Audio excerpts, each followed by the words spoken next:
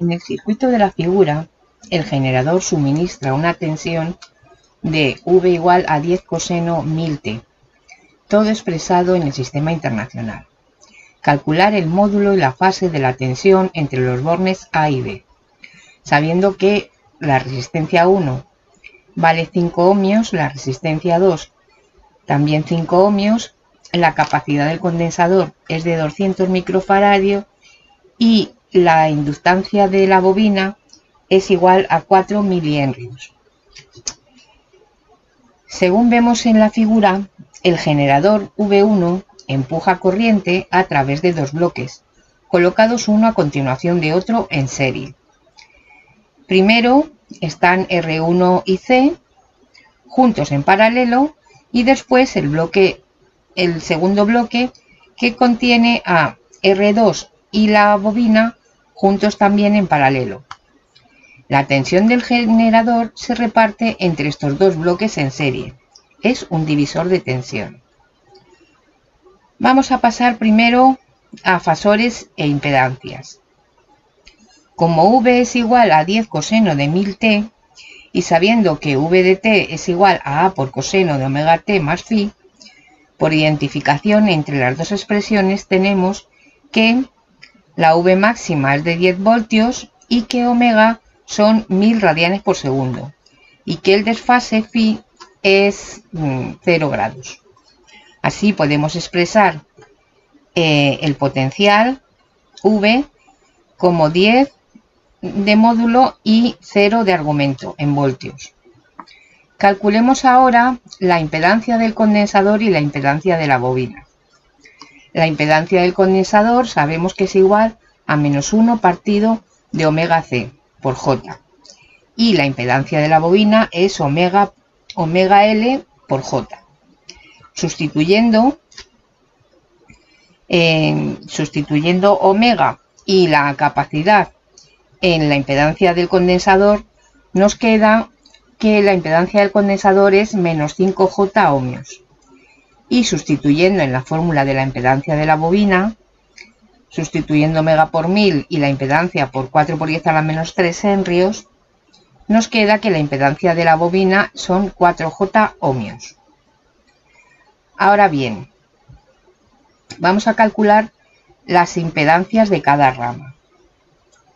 En la rama superior tenemos que R1 es paralelo al condensador, así que tendremos que 1 partido por la impedancia equivalente superior igual a 1 partido de R1 más 1 partido de ZC.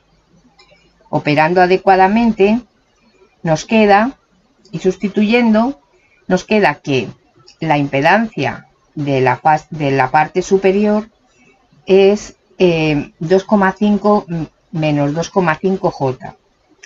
En la rama inferior volvemos a tener algo similar. Tenemos que la resistencia 2 y la bobina están en paralelo. Entonces tenemos que 1 partido por la Z equivalente inferior es igual a 1 partido de R2 más 1 partido de Z de L. Operando adecuadamente nos queda que la Z equivalente inferior es 1,95 más 2,44 J. Ahora podemos transformar el circuito en un generador y dos resistencias en serie. Entonces sabemos que el voltaje del generador es la suma del voltaje superior más el voltaje inferior. Para el voltaje superior tenemos que, primero tenemos que V1 es igual a la V superior más la V inferior, ¿no? O sea, son como las dos resistencias en serie, pues la caída de tensión total es igual a la suma de las caídas de tensiones de los dos elementos que están en serie. La caída de tensión superior, V superior, es igual a la I total por la Z equivalente superior, ¿no? O sea, la caída de tensión en este equivalente que hemos llamado Z equivalente superior, pues será igual a la I total, porque la intensidad del circuito no cambia, en todos los elementos pasa la misma intensidad, por Z equivalente superior. Para la caída de tensión inferior, V inferior es igual a I total por Z equivalente inferior.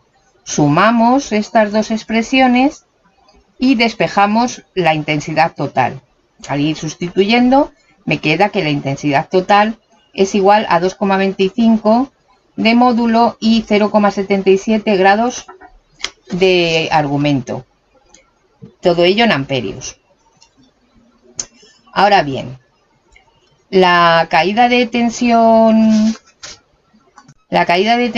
superior, pues hemos dicho que es la I total por la Z equivalente superior. Es decir, la I total, 2,25 de módulo 0,77 de argumento por 2,5 menos 2,5 J de la Z equivalente superior.